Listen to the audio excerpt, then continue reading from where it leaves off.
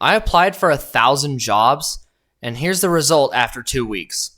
I'll be your host, Sven Sharpen, for today's episode of Sharpen the Narrative. So, I spent 3 entire days applying for jobs a couple of weeks ago. I made sure the jobs were legitimate. I made sure they were accessible. They weren't too far away. I made sure it was in things I was good at, but because it was 1,000 applications, I kind of just applied to whatever was on the feed that was trustworthy and wasn't going to take too long to apply to. And after 1,000 applications, guess how many actual responses I got? Because it wasn't even 100, it wasn't even 50. I got only 38 genuine responses, which combined for 13 interviews. I had a couple of leads. You know, they're a bit menial jobs, restaurant servers and retail workers, stuff that I would generally not want to work in. I was hopeful I'd have a side job, and I was looking forward to it. But, you know, I received news on Wednesday that I was not selected. That was the retailer. And worse still, the restaurant server never called me back. I even applied to construction jobs, and I didn't get a single response from any of them. So ultimately, the final results never got me a job, despite applying 1,000 times in 3 days, not to mention all the applications I submitted before that. And I was being as truthful as I could be, because if there's one thing I never wanted to do, it was to lie on an application. I refuse to lie on an application because nobody should ever have to do that. If you're lying to increase your chances of getting a job, and maybe that's who I'm competing with, a bunch of liars who fake experience and fake credentials to increase their chances of getting jobs. But I refuse to do that. There's nothing worse than lying to get a job. Nobody should have to do that. But if you're in a situation where even menial places like retailers, restaurants, and construction don't hire you, you're basically left with no other choice but to create your own job, whatever that looks like. But if I get any more calls in the coming weeks and months, I will definitely consider them. I'm not just going to go without a side job if I don't have to. But because this took more than 2 weeks, the bet is lost, and I'm going to be live on Twitch at 3 p.m. tomorrow Mountain Time with 1 megabit per second upload speed. So get ready to make fun of me for the worst live stream in the history of the world.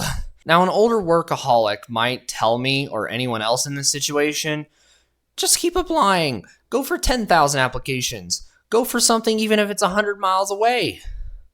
Well, let me tell you guys something. There's a difference between perseverance and insanity. The instructions that our parents gave us are for the world they grew up in. We don't have that world anymore, and we haven't for years. What I call the period we're living in now is the youth depression. I was calling it the Great Depression 2 before, but the youth depression makes a lot more sense. And it really is a Great Depression that affects mainly the young demographic. So a Great Depression is when everyone's affected, but a youth depression is when it's really just the young population. It's not to say older generations aren't hurting as well, but the younger side is being hit the hardest by the youth depression. So they have the Long Depression of the 1870s, the Great Depression of the 1930s, and then today in the 2020s, we have the Youth Depression. The cause of this depression was COVID. COVID shut down a ton of small businesses that would otherwise have hired younger people, and now we have young people competing with older people who lost their jobs and have decades more experience. It's been a really bad situation if you're competing with people who have a lot more experience, especially in liberal states like Colorado. Not to mention businesses these days are more focused on hiring foreigners and quote-unquote marginalized groups over Gen Z Americans, especially people on the autism spectrum. And I'd imagine my Christian and conservative worldview isn't helping at all, because most of these business owners and employers are skewing to the left to fulfill the ESG agenda. So this job market situation is actually one of the top reasons why I created the Autistic Freedom Network in the first place. It's at least a top 3. And it's because the Lord has called me to focus on truth over compliance over a broken system. And now at this point, if I can't get a side job, it's basically victory or perpetual or underemployment. And this isn't just happening to me. I actually have a way out. The Lord, by his almighty grace, gave me a way out. But millions of others are in the same situation without a plan to get out of it.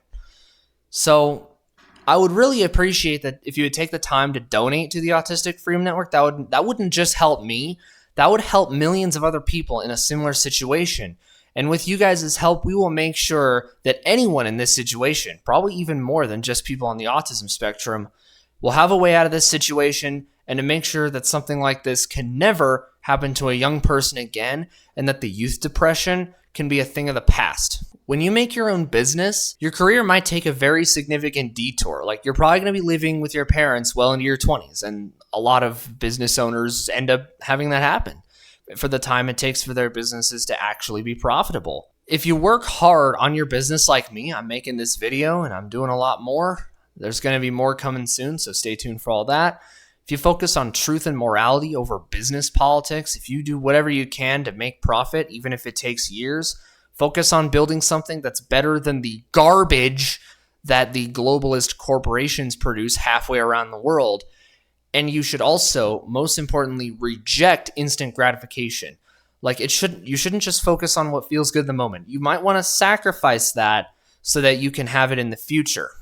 So if Gen Z does this, especially people on the autism spectrum, if we create our own businesses and hire members of our fellow generation and then build stuff that's better than the garbage being produced for us right now, all by ourselves, we can end the youth depression and send the gerontocracy packing. To close this off, I have a message for any aging parents of autistic kids in these situations. If your child is in a situation like this where they literally can't find a job, instead of berating them to do the same thing that hasn't worked, definitely consider donating to us instead, because we're going to tell them why they can't find a job in the first place, how they can improve themselves, what's going on with the jobs, the nefarious agendas that are preventing certain groups from getting hired. And we'll even give your child the opportunity to work for the Autistic Freedom Network once we're in a level where we can actually hire people from around the country. We'll work as hard as we can. I made this organization a year ago.